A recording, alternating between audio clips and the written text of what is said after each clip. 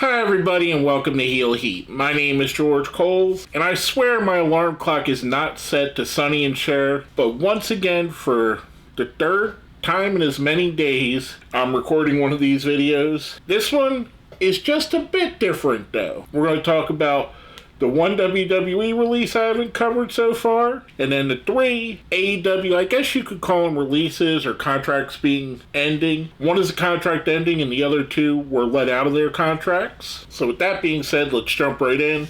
We'll start with the WWE one, and if you haven't watched my previous two videos on the releases, what we're doing here is basically going to do a little bit of a positive spin, talk about where I see these wrestlers going and what's next for them in their career. First up, Elektra Lopez. I kind of feel like we never got to see anything really from Elektra Lopez, and I'm not knocking her. That's not a knock on her. Anytime she was given anything, it was short. It was for a week. It was 2 weeks. Then she just was faded into the background as a support player. And I don't know if it's management didn't trust her to do better or whatever that may be. But I'm hoping for big things for her, much like everybody else. For Elektra Lopez, I think her best bet and what may happen is I see her going to TNA. With TNA losing Jordynne Grace and kind of taking a bit of a hit on that women's roster they do need to replenish, having someone like her gives a little bit of a name value. They could potentially ask WWE to use that name still, since they do have that working relationship. And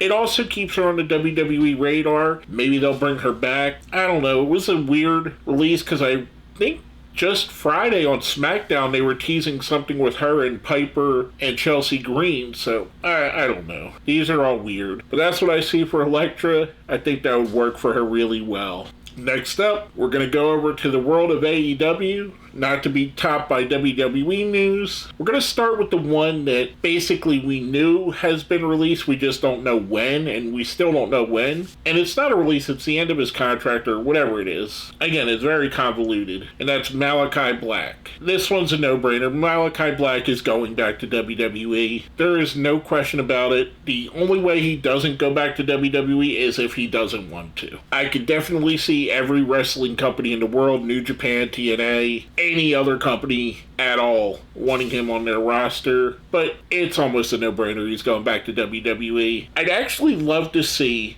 now that Karrion Kross is by himself, Aleister or Malachi, either one, he's probably going to go back to Aleister Black coming in and teaming with Karrion Kross and kind of having that quasi-evil two-man power trip. I kind of like what Kross has been doing with corrupting people and bringing someone like Malachi in. I think that would work perfectly. They both have that similar kind of vibe to them, in my opinion. Plus, I think it'd be really cool watching them do their thing together. I think they'd make a great team.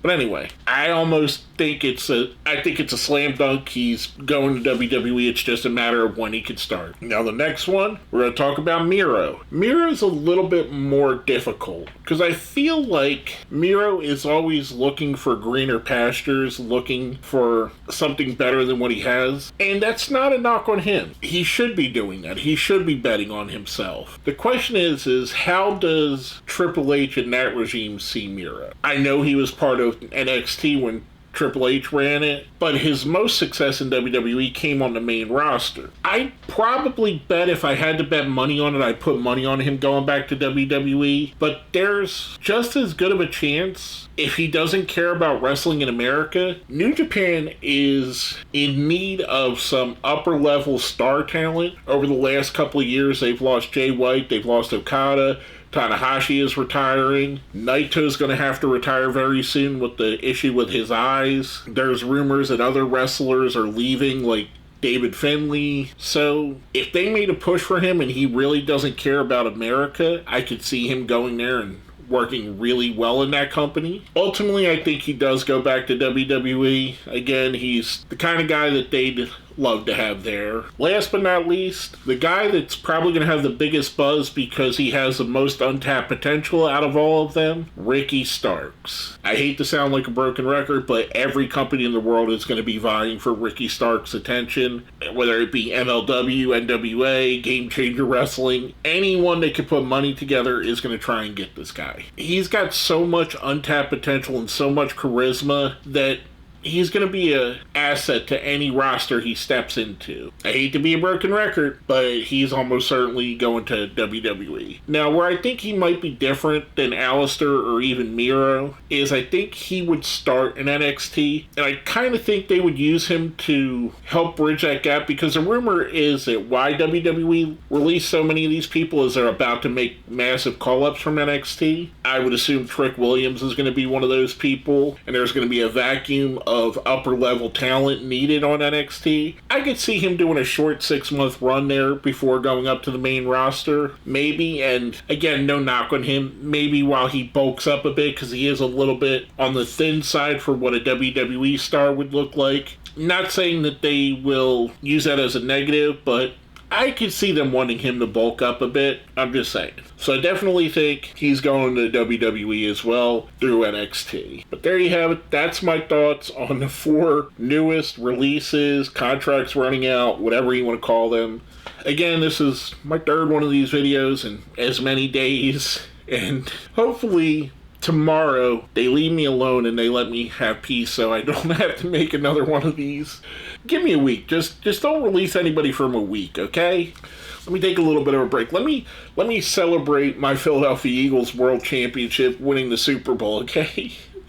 Which, by the way, go Birds. If you didn't know, I mean, obviously everybody knows Eagles won the Super Bowl yesterday. Huge Eagles fan. I'm super happy about that. But anyway, I digress. With all that being said, but smash that like button, share the video, subscribe if you haven't. If you see where it says join, that's how you become a member. Becoming a member definitely helps out. If you see on my YouTube page, there's going to be a link that says shop. If you go in there, you click on any of the products, you buy one, I get a commission for that.